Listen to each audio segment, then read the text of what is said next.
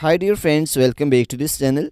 Today in this video I will show you how to change handle name of YouTube channel very easily.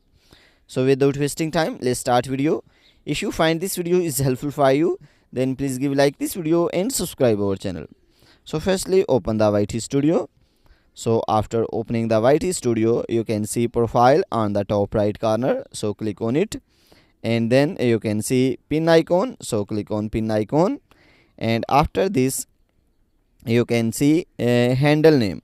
So just click on the pin. So after this write your handle name.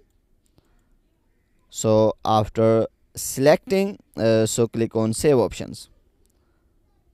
So you can see handle name is changed. So guys, in this way you can change a YouTube handle name very easily. If this video is helpful for you, then please give like this video and subscribe our channel. Thanks for watching.